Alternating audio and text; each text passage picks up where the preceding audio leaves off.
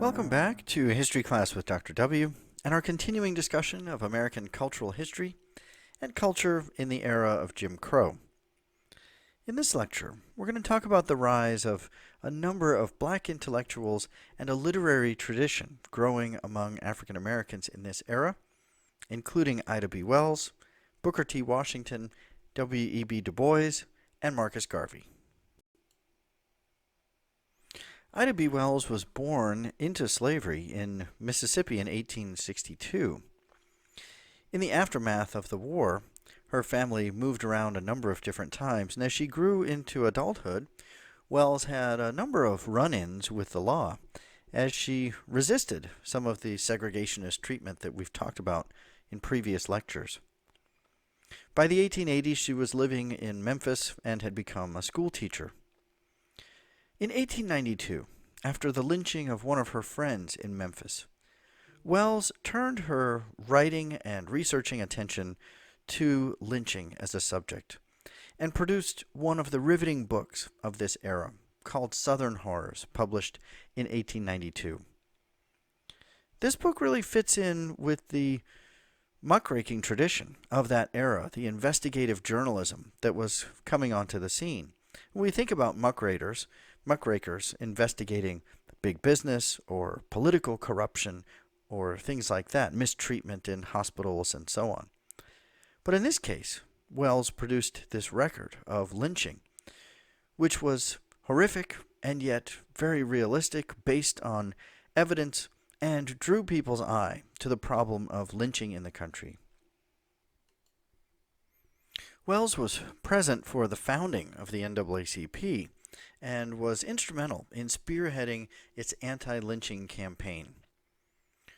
Ultimately, though, the NAACP and other efforts came up short of creating a federal anti-lynching law, which actually was never passed. Nonetheless, Wells and others in that era brought much-needed attention to this critical issue of lynching in the country.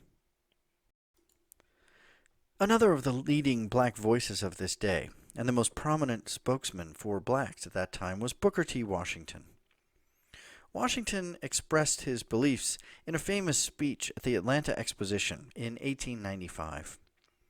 He argued for self-help among African Americans, and that they should pursue agricultural or vocational training, learning a trade and earning money which then they could save up, acquiring property, and over time they might work their way out of the situation they were in. He asked white Southerners to support black education and hire black workers. His views were popular with whites because he was thought to be accommodationist. That is, in the short term at least, he was willing to accept white predominance in society until blacks were able to earn money and work their way out. Privately, though, Washington raised millions of dollars from Northern philanthropists for black technical and vocational training. And in 1881, he founded the Tuskegee Institute in Alabama to support black industrial education. Washington's legacy is a mixed one, with many critical of his view of accommodationism, and yet others viewed his arguments as realistic given the restrictions of the time.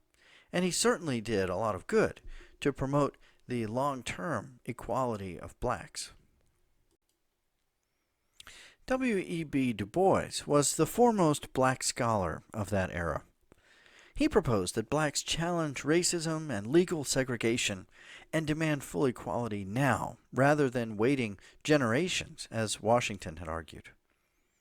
He demanded that blacks have access to a university education and the right to vote, and he sought to battle against segregation through the political and legal process. His most famous, among many works, was The Souls of Black Folk, published in 1903.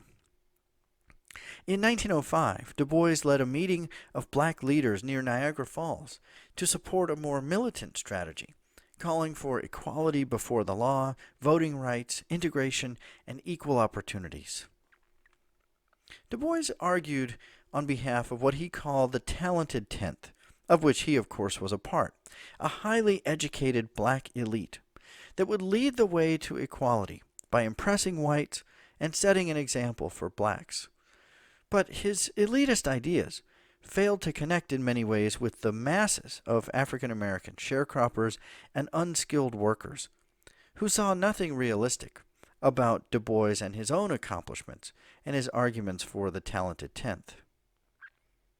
Du Bois and his allies, along with some white progressives, formed the National Association for the Advancement of Colored People, the NAACP, in 1909. Its primary objective was to attack racial discrimination through the courts. And in the long term, this NAACP strategy paid dividends, ultimately in court cases like the Brown decision in 1954, which began to overturn segregation throughout the country.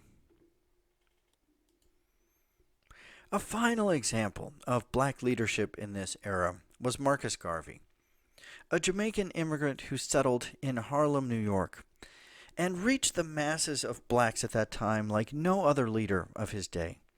He preached black nationalism and black pride, saying famously, "Up, you mighty race, you can accomplish what you will."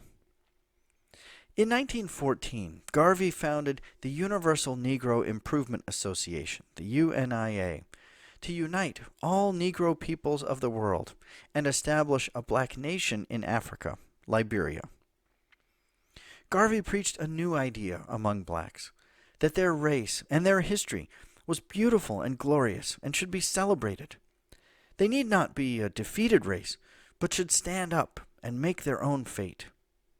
He insisted that blacks must develop, in his words, a distinct type of civilization of his own, and work out his salvation in his motherland, all to be accomplished under the stimulus and influence of the slogan, "Africa for Africans, at home and abroad."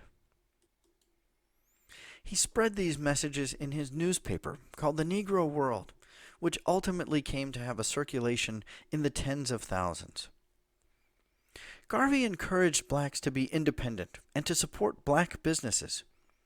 The UNIA itself founded grocery stores, restaurants, laundries, hotels, and other black businesses.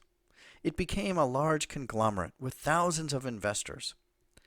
The crown jewel in this business was the Black Star steamship line, which was to establish a link between the United States, the West Indies, and Africa.